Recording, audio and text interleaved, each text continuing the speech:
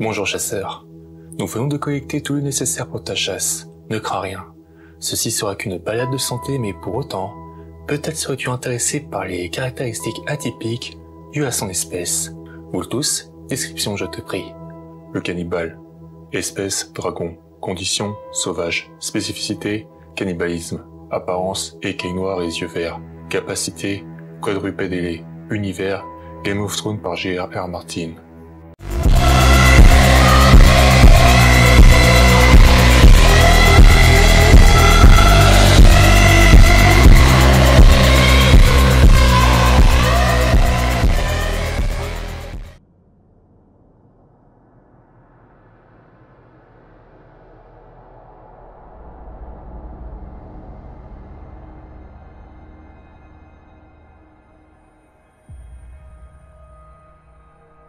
Bien que tous les dragons soient monstrueux et terrifiants à contempler, rares étaient ceux qui inspiraient une peur aussi profonde que le cannibale. Dans les récits, le prince Jacques Aerys fit appel à toutes les graines de dragons, les bâtards de Targaryen et de Valerion, ainsi que leurs descendants, pour apprivoiser les dragons sauvages et les rallier à leur cause dans la guerre contre les vers. En réponse, de nombreuses graines de dragons se présentèrent, se portant volontaires pour tenter de dompter Sheepstealer et Grey Ghost, mais aucune n'eut le courage ou peut-être la folie nécessaire pour s'aventurer dans l'antre du cannibale. Avant même la danse des dragons, le repère du cannibale était déjà jonché des ossements de ceux qui avaient tenté de le chevaucher. Le cannibale se distinguait par sa stature imposante et son apparence effrayante. Ce dragon noir comme le charbon, aux yeux d'un vert sinistre, était le plus grand et le plus ancien des dragons sauvages, son âge demeurant une énigme dans l'histoire. Les habitants de Pendragon prétendaient que le cannibale résidait sur l'île bien avant l'arrivée des Targaryens, se reposant à l'arrière du mont Dragon, sur son côté est. Avant même leur fuite du fleuve de Valyria, plus de 100 ans avant la conquête d'Aegon. Et pour en savoir plus sur toute l'histoire de Westeros et de son univers, je vous invite à partager ma compagnie sur cette ancienne vidéo qui, néanmoins, demeure toujours d'actualité. L'âge exact du cannibale reste incertain. Ceci étant dit, le dragon sauvage Sheepstealer aurait éclos alors que le vieux roi dragon était encore jeune, ce qui ferait de Sheepstealer au moins 80 ans, voire plus. Cela situerait sa naissance dans les premières années du règne de Jaehaerys I Targaryen, ou plus généralement pendant sa jeunesse. Le cannibale aurait été le plus âgé et le plus imposant des dragons sauvages ayant participé au semail, et serait donc encore plus ancien que Sheepstealer. On estime que le cannibale aurait probablement plus de 100 ans, le rendant plus âgé que la plupart des dragons vivants à cette époque. Certains parmi les petits gens de Pendragon affirmaient que le cannibale vivait sur l'île avant même l'arrivée des Targaryens en 114 avant la conquête, une hypothèse qui ferait de lui, bien que sa taille ne fût pas considérée comme plus grand que celle de Vhagar et Vermithor, le plus vieux dragon vivant de Westeros à l'époque de la danse des dragons, surpassant même l'âge de Vhagar. Avant la danse des dragons, les futurs dompteurs de dragons avaient déjà tenté de le chevaucher une douzaine de fois, lorsque Silver Dennis, un homme prétendant être le descendant d'un bâtard de Maegor I Targaryen, tentant de maîtriser Sheepstealer, le dragon lui arracha le bras. Alors que ses fils luttaient pour panser sa blessure, le cannibale fondit sur eux, chassa Sheepstealer et dévora Silver ainsi que ses fils. Si le cannibale appartenait à une lignée de dragons totalement différente, cela pourrait également expliquer son hostilité prononcée envers les autres dragons Targaryens. Avant l'arrivée d'Aegon le Conquérant et de ses dragons à Westeros, le cannibale aurait appartenu à une lignée de dragons différente. Cela expliquerait pourquoi le cannibale était incapable de créer des liens avec les Targaryens et pourquoi il était hostile aux autres dragons. Il n'avait jamais appartenu à leur famille.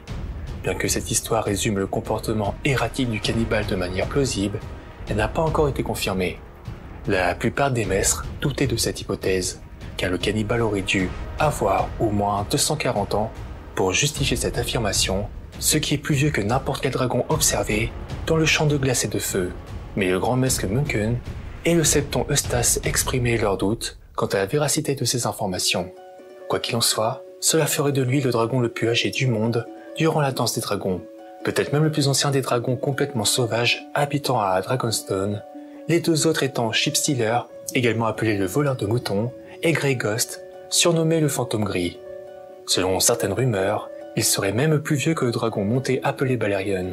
Cependant, Cette affirmation est contestée par les maîtres, qui jugent improbable qu'un dragon puisse vivre aussi longtemps.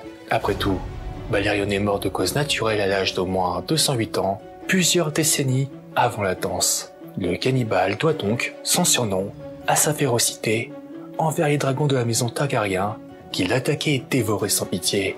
Il se nourrissait des carcasses de dragons morts et n'hésitait pas à descendre dans les couvoirs de Père Dragon pour festoyer sur des nouveau-nés et des œufs. En réalité, il était le seul dragon connu à considérer ses congénères comme une source de nourriture.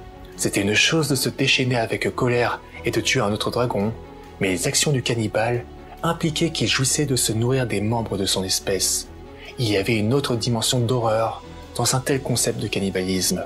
Cela semblait primordial, mauvais et répugnant, et cela semblait terriblement dérangé car on ne peut pas s'empêcher de s'interroger sur le niveau inquiétant de détachement dont un être avait besoin par rapport à son espèce pour manger les siens. Les tendances cannibales du dragon faisaient que le cannibale se sentait comme un ennemi que la plupart ne voulaient jamais rencontrer sur le champ de bataille. Contre toute attente, le cannibale épargnait généralement les humains, sauf si ceux-ci le dérangeaient. Il n'avait jamais accepté de cavalier, et son antre était jonché des ossements d'une douzaine de prétendants malheureux. En l'an 130, lorsque le cadavre de Grey Ghost fut trouvé près de Mondragon, Sir Robert de Coing, le gouverneur de Père Dragon, attribua par erreur sa mort au cannibale, et ne mena pas d'enquête approfondie.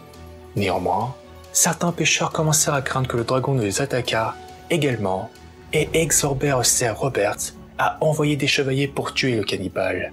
Il refusa, estimant que s'il laissait le dragon tranquille, il ne les dérangerait pas, craignant de fâcher le dragon. Il interdit de pêcher dans les eaux à l'est du Dragonmount, où le corps de Grey Ghost avait été retrouvé. Cependant, Lady Baela Targaryen n'était pas satisfaite de cette explication et proposa de découvrir la vérité elle-même, car elle n'avait aucune crainte du cannibale et son dragon Moondancer pouvait le surpasser. Mais Sir Robert lui interdit de prendre ce risque et la confina dans ses appartements. Le cannibale donc était l'un des 4 dragons qui survécurent à la danse des dragons avec aile d'argent, voleur de moutons et point du jouret. À l'issue de cet événement, envisageant de revendiquer un nouveau dragon, le roi Aegon de Targaryen repoussa toutefois ces 4 possibilités incertaines, préférant attendre l'éclosion d'un nouvel œuf. On raconte que lors de l'enterrement en mer de Lord Corlys Valerion, le cannibale prit son envol et s'envola pour saluer le défunt. Cependant, l'archimestre Gyldain nota qu'il pourrait s'agir d'un embellissement ultérieur de l'histoire, puisque le cannibale serait plus susceptible de manger le cadavre que de le saluer. Quelque temps après la fin de la danse, le cannibale disparut. Ce manque de connaissances combiné au comportement inexplicable du cannibale créa un vide pesant autour duquel tournaient et gravitaient souvent d'étranges histoires. Comme la mort du cannibale ne fut jamais confirmée et que son corps ne fut jamais retrouvé, certains pensèrent qu'il était toujours en vie et qu'il faisait des ravages ailleurs. Mais cela n'eut pas d'importance, car le cannibale était plus puissant en tant que métaphore qu'en tant que personnage, avec ses écailles noires et ses yeux verts, représentant les 2 factions opposées de la guerre. La guerre civile des Targaryens avait affaibli la maison de l'intérieur, alors que les familles se battaient à mort. Lorsque la guerre finalement prit fin, elle laissa la maison plus faible que jamais, ouvrant finalement la voie à leur chute, plus tard, dans le futur. Et c'est cette nature cannibale de la maison Targaryen qui était représentée avec tant d'élégance par le terrifiant dragon. Il est donc normal que le cannibale ait disparu après la danse.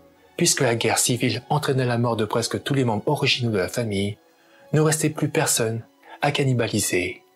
Et c'est ici que la description se termine. Il ne reste plus qu'à partir en direction de sa dernière apparition. Quant à nous, nous retournons à nos occupations. Bien que nous ayons vu Balerion, je pense que tu as de bonnes bases pour ce dragon. Étant plus sauvage, cela sera un peu différent. Mais rien comparé à ton expérience et ta puissance. Sur ce, je te laisse, chasseur.